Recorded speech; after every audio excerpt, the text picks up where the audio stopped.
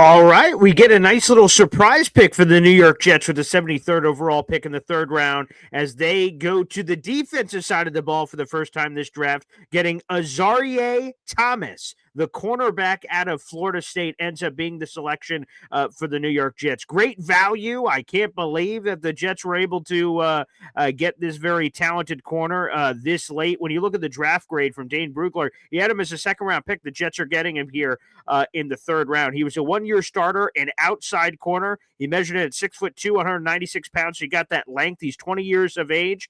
And the interesting thing here is on paper, what are the Jets going to do? Because there's no clear path to Azareye'h getting on the field because you have Sauce Gardner at corner, you have Michael Carter II at corner, and the Jets just gave $36 million to Brandon Stevens. So it doesn't seem like there's an immediate path to playing time, but perhaps the value was too great. And again, if you're going to trust anybody to evaluate corners, Aaron Glenn, who played the position for 15 years, he might be the right guy. And speaking of being the right guy, I want to go to some footage here. Back a couple of months ago, we're going to go back to the NFL Combine. And I remember this, so as soon as this draft pick happened, I'm like, wait a second, I remember that moment.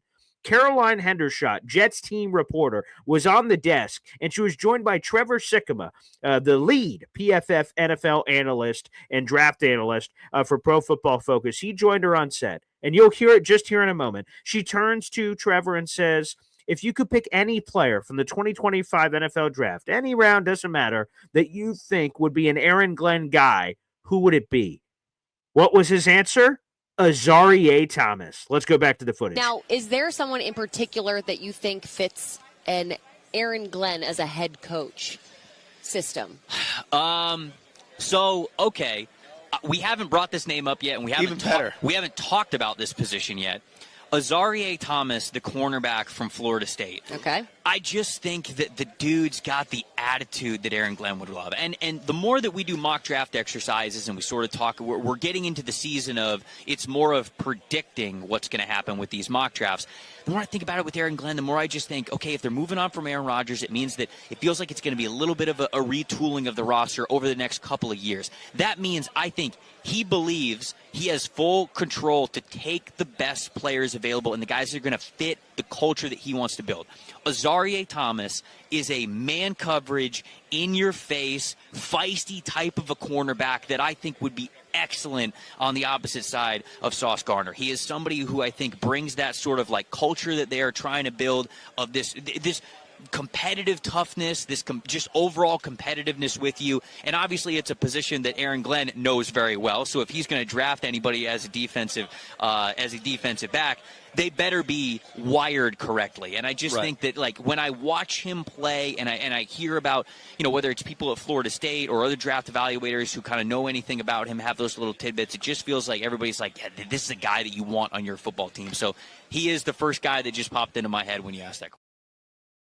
Two things here. Trevor Sikkema, that handsome bastard. And number two, he knows what he's doing, baby. He's pretty good at this draft analysis thing. So Aarier Thomas, he said, yeah, that's an Aaron Glenn guy. And guess what? Aaron Glenn drafts that guy. I freaking love it. Now, the question here that we start speculating on, again, I'm talking about positional things here.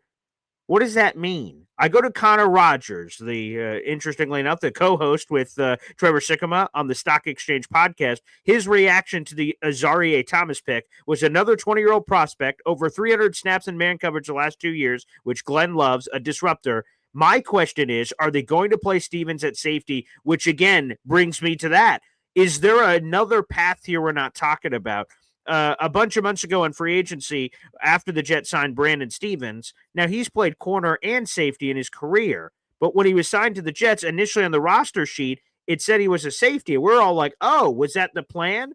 And then we all sort of had this mini run on Twitter where we said, oh, he's going to be a safety, and the Jets seemingly made a mistake and flipped it to corner. We're like, oh, never mind. He's not playing safety. But maybe he would be, depending on the people. I want to go back to another Aaron Glenn quote he said, because people have been asking him, hey, what scheme are you going to be running, Aaron Glenn? 4-3, 3-4, this, that, the other. And Aaron Glenn said, hey, let me collect all my pieces, and then I'll tell you the scheme I'm going to run, because he wants to set up the scheme to maximize whatever the player's talents are. He's not just going to say, hey, I run a 4-3, learn it or get out. or you fit the defense or don't fit the defense. He's going to collect all the pieces for NC draft, trade, waiver wire, UFL, whatever. And then once all the pieces are assembled, he's then going to start talking scheme and getting into it. And again, obviously, we'll have that after the draft with OTAs in May and things of that nature. So could Brandon Stevens, the $36 million addition, actually bounce to safety with Andre Sisco, and thus your new three corners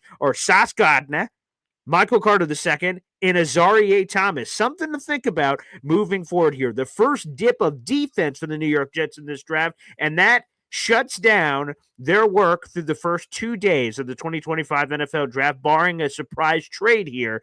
The rest of the picks for the New York Jets will occur on the third day of the draft on Saturday. Make sure you guys like the video, hit subscribe. We're live every single day on this channel at 7:30 in the morning for Boy Green Daily, a live call-in show talking about the latest happenings. We'll preview the entirety of day 3 and talk about some of the things that occurred on day 1 and day 2 here tomorrow morning on Boy Green Daily, depending on when you're listening to this. But the free way to contribute is by liking the video and hitting subscribe to support the program. So, folks, make sure you do that. And we do videos just like this where we're breaking down every Jets pick. We'll also have a video up on the channel previewing day 3 and the top prospects you should keep an eye out for if you're a New York Jets fan on someone they could select.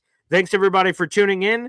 We'll see you again. What a haul for the New York Jets. Just to recap, Armand Membu, offensive tackle, Missouri, 7th overall. Offensive line, check, done. Mason Taylor, tight end out of LSU, the son of Hall of Famer Jason Taylor, the nephew of Zach Thomas. Tight end, pass catcher, check. Now, Aarier Thomas, corner wasn't a massive need for the Jets. It didn't appear on the surface, but BPA, great value. That's another one to check off the list for the New York Jets. Thanks, everybody, for tuning in, and we'll see you. Take care.